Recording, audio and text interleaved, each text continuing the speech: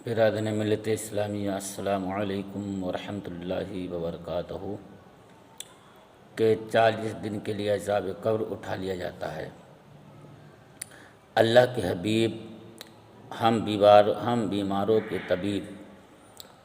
رسول کریم صلی اللہ تعالی علیہ وسلم نے فرمایا، یعنی جب عالم دین یا طالب علم کسی بستی سے گزرتا ہے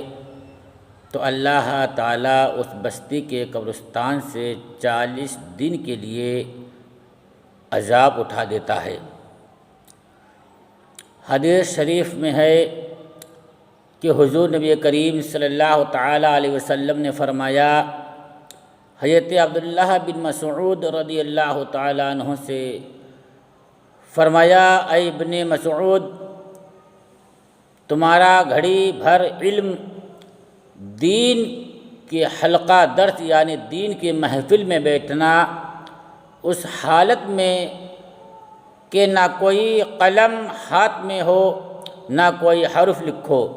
تو تمہارے لیے 1000 غلام آزاد کرنے سے بہتر ہے۔ اس واسطے کہ عالم کا مرتبہ اللہ تعالیٰ کے نزدیک 1000 شہیدوں 1000 حافظوں سے بزرگی میں زیادہ ہے۔ پس جو شخص کسی عالم دین یا طالب علم کی مدد کرے گا، چاہے وہ مدد بہت ہی کم کیوں نہ ہو، جیسے ایک لقمہ روٹی یا ایک پیالہ پانی یا ایک ٹکڑا کپڑا یا کوئی ٹوٹا ہوا قلم یا کاغذ ہو، تو اس شخص نے گویا 70 مرتبہ خانہ کعبہ کی تعمیر کی اور اللہ تعالیٰ اس کو اس قدر ثواب عطا فرمائے گا گویا اس نے احد پہاڑ کے برابر سونا راہ خدا میں خرچ کیا ہے۔ اور دوسری حدیث پاک میں ہے کہ ہمارے پیارے آقا صلی اللہ تعالی علیہ وسلم نے فرمایا، جو شخص عالم کی تعظیم کے لیے کھڑا نہ ہو وہ میری شفاعت سے محروم رہے گا،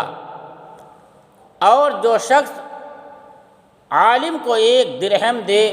یا پیٹ بھر کھانا کھلائے یا پانی پلائے تو اللہ تعالیٰ اس کو نیک اولاد عطا فرمائے گا، اور بروز قیامت وہ شخص بلا حساب و کتاب جنت میں داخل ہوگا۔ اور دوسری حدیث پاک میں ہے کہ آفتاب نبوت مہتاب رسالت حضرت محمد مصطفیٰ صلی اللہ تعالی علیہ وسلم نے فرمایا کہ جو شخص میری رضا چاہتا ہے اس کے لیے لازم ہے کہ میرے دوست کی تعظیم کرے۔ صحابہ کرام نے عرض کیا، یا رسول اللہ صلی اللہ تعالی علیہ وسلم، آپ کا دوست کون ہے؟ تو آقا کریم صلی اللہ تعالی علیہ وسلم نے فرمایا، میرا دوست طالب علم ہے اور جو مجھ کو ملائکہ سے بھی زیادہ پسند ہے۔ سمجھے؟ پس جس شخص نے طالب علم کی زیارت کی گویا اس نے میری زیارت کی، اور جس نے اس سے مصافحہ کیا گویا اس نے مجھ سے مصافحہ کیا، اور جو اس کے پاس بیٹھا گویا میرے پاس بیٹھا، اور جس نے اس کی تعظیم کی گویا میری تعظیم کی، اور جس نے میری تعظیم کی گویا اس نے اللہ تعالیٰ کی تعظیم کی، اس لیے وہ شخص بلا حساب و کتاب جنت میں داخل ہوگا، اور قیامت کے دن وہ شخص میری امت کا شفیع ہوگا۔ اور آج کل یہ دیکھا جاتا ہے کہ انسان عالم دین سے کس قدر